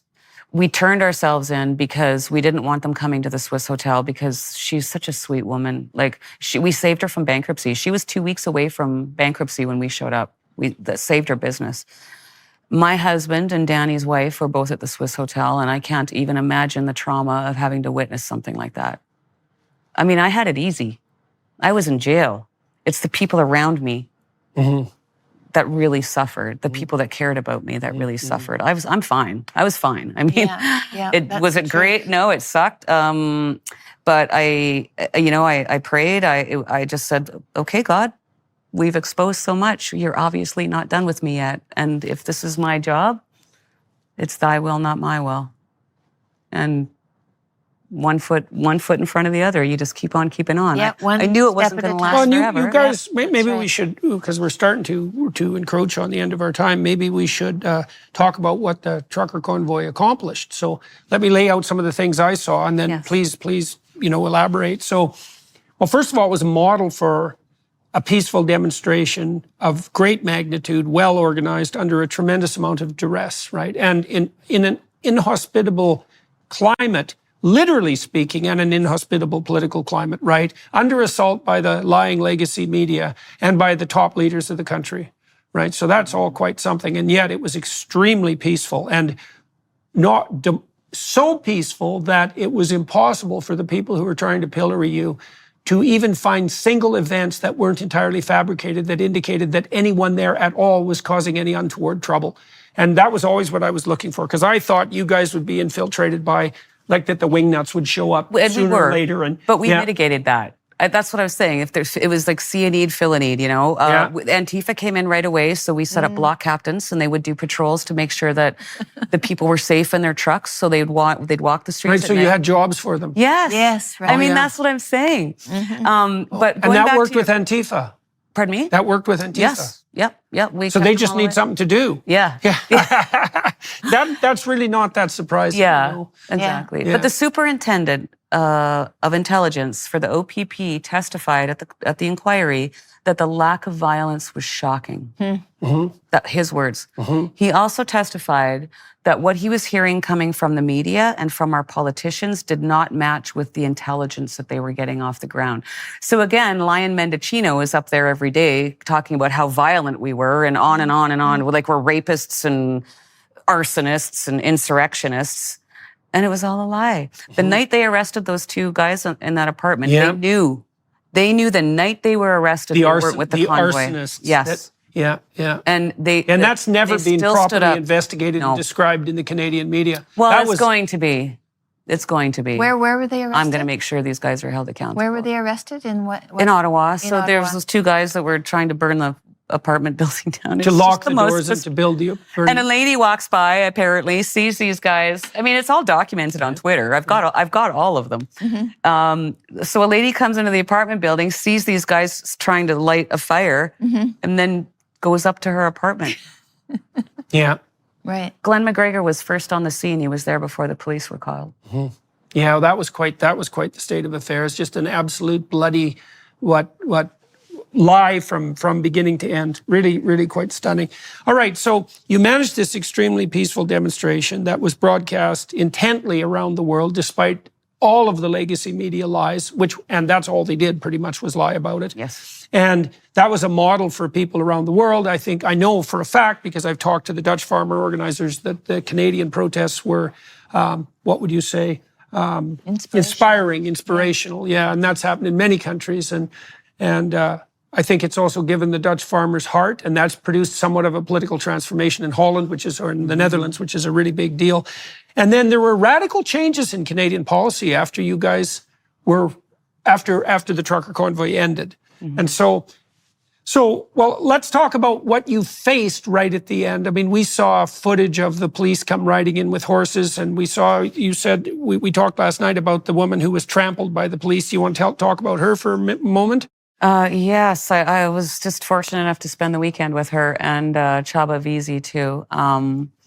Candy was a carnival worker here in Ontario, and she was there protesting peacefully. I can't remember the reserve she's from. She's Mohawk. And she was there with her walker, and they trampled her. And she's got a broken clavicle, which has not been addressed yet. Well, she needs help, right? So she's unable to work right now, clearly traumatized. It was devastating what they did. And also Chaba, who is just one of many, was surrendered peacefully, came out of his truck, and was badly, badly beaten. He had broken bones in his neck. He had a broken wrist, internal bleeding. Didn't you say they were kneeing him? Yes. There's footage. I've sent it to you guys. There's footage. He surrendered peacefully, and you can see these cops, like literally with all their might, kneeing this guy in the back. It was atrocious, and he surrendered peacefully. It's not like he was resisting arrest. I mean, we'd all talked with Danny. We all knew what to expect if they are going to arrest you. Don't resist. Tell them who you are. Like, identify yourself, and then that's all you have to do. Just go. So. And then a lot of these people were arrested, handcuffed, left in cold transport units or paddy wagons for hours, driven out to the outskirts of Ottawa, and dropped off in a snowstorm. No way. Way. Wow. Really? Thankfully, Melissa McKee from Bikers Church and her husband, who are just the most beautiful people, they were very involved in, like, it was their church was like a sanctuary. And so what she'd been doing was, a lot of the people that she knew, she would have them write her number on their arm and their lawyer's number on their arm. So when that happened, or if that happened, they could call. Because, I mean, a lot of these people, they don't know anybody there. If I got dropped off on the outskirts of Ottawa, I would have no idea where to go. If I had no cell phone or. So in the aftermath of the trucker convoy, now the Conservative Party essentially shattered itself, which really wasn't the goal of wasn't the goal of the convoy, right? But we became the unofficial official opposition. Yeah. What else do you think the convoy accomplished? It restored. Oh, this makes me cry. I don't know why this always makes me cry. People were proud to be Canadian again. The two words that I heard the most, the first one was hope. Coming all across Canada was the number one word I heard, and the second one was pride. Yeah, hope. That's a hard thing to give people. I mean, I myself, Canada Day was always one of my most favorite holidays until the last few years, and I just quit going. But I mean, I was the one that would always take my kids to the fireworks. Like, this is important. I grew up being fascinated watching the Americans and their passion for their country and their flag, and I was always fascinated by that. Americans are very good at that sort of thing. Yes, and but there was never that sense here. And so that was my first experience, imagining what that must be like. So And I think we opened a lot of eyes. Like I do believe. And a lot of the COVID tyranny started to fall apart in the aftermath of the trucker convoy. And it should have been a super spreader event. We should have all been dead of COVID. Right. I couldn't tell you one person I know there that got COVID or had COVID. Yeah, what was more like a super spreader event that took down the COVID tyranny. Right, because things really did start to open up after that. And I know the politicians denied that there was any connection, but it was pretty bloody obvious that there was a connection. So that was really heartening to see. You know, because, one of the things to remember is that, that might have been the thing. Who knows, right? Because we toyed with totalitarianism for 2 years. Like, we seriously toyed with it. And then we walk back from the brink. That's what it looks like to me, if you want to read it optimistically. I mean, a pessimist would say, well, maybe we didn't have to toy with totalitarianism to begin with, and fair enough, but sometimes people have to be hit pretty hard in the back of the head before they wake up. And it is possible that we woke up and we'll decide not to go down that road. And I think that if that's the case, then the trucker convoy played a signal role in that, and that's not nothing. That's extraordinarily important. And that's pretty funny if that's at least in part a consequence of your decision that, maybe you had some responsibility too, despite the fact, like, what the hell do you know? And you're just another person. There might be more to being just another person than people think. Yes. Well, I think Chris Barber said it best. And we were still traveling to Ottawa in the convoy at this time. And he was on the radio and we were just talking, or he was talking with other truckers about, I don't even know what was waiting for us or what we were going to accomplish. And he said, we've already won, guys. And he was right. Like, people came out and came together, and, there's a gentleman that did a blog out of North Bay, and he in his blog, he said it was so dark. Like, everyone had the sense before we started that they couldn't last one more week. Right. So this gentleman in North Bay had done a blog, and in his blog, he said, there was a sense that people could not go on even one more week. Like, this was dark times, really dark times. And nobody called anybody. Nobody organized any groups of people to go out. People just got up and got their families up off their couch and they went out to the side of the road. And then when they got to the road, there was all these other people there, thousands of people there. And I can imagine the darkness. That's right. Because it's winter. Yeah, it's cold, man. Cold. Right. Yeah, we came through when it's cold. Yeah. But all of a sudden, there's all these people there, and they're like, they didn't feel alone anymore, and they didn't feel like they were going crazy. Because that's how I felt sometimes. I was like, what the hell? How can you guys not see what is going on here? Like, am I the only person seeing this? And so it was just so.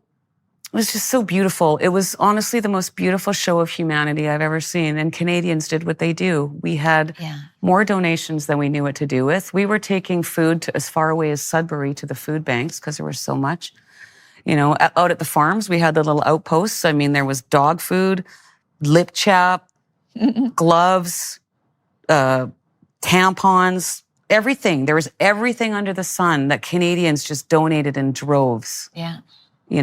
And that's the Canada that I grew up in. Yeah, well, maybe we'll hang on to our freedom. You never know. It's possible. We're going to find out over the next decade, that's for sure, because we're really toying with things on both ends at the moment. But yeah, well, it was heartening to see this happen. And well, it was heartening to see its effect, for example, in the Netherlands. That's a big deal, right? That what the Dutch farmers are doing there, that's everybody in the world should have their attention focused on that, because that's battlefield central. These local battles aren't local at all.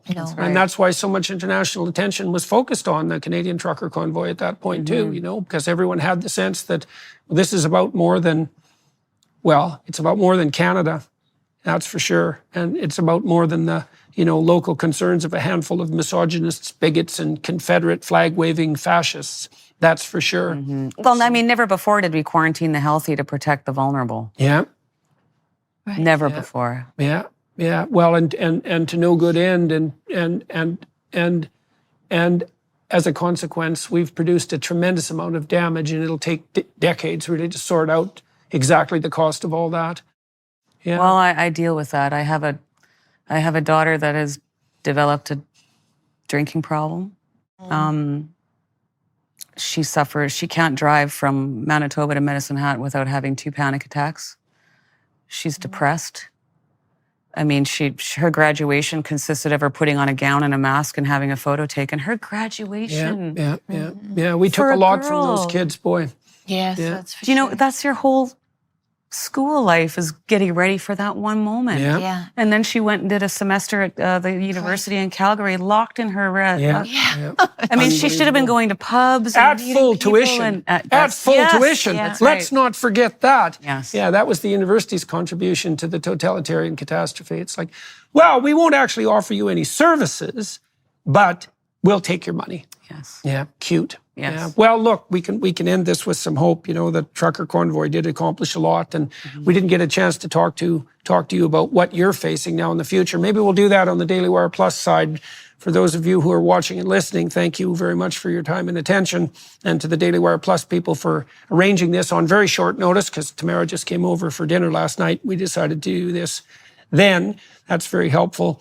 I'm going to talk to Tamara for another half an hour on the Daily Wire Plus side, and you guys who are watching and listening, you might consider heading over there and providing them with some support. You know that YouTube has been on our case, because I'm allied with the Daily Wire folks, for better or worse at the moment, and they've really launched, you know, somewhat of a full frontal attack on us in the last couple of weeks, and that's not good. And so if you're concerned about that, well, one thing you can do or think about doing is to provide the Daily Wire Plus folks with some support. They've been very good partners for me, for whatever that's worth. And Tamara, thank you very much for agreeing to talk to us today. And Tam, thank you for participating for having today. me. Thank you. Yeah, yeah. Our country. Thank you. Yeah. Yeah, for sure. Appreciate it. All right, everyone. Good. Thanks a lot. Okay.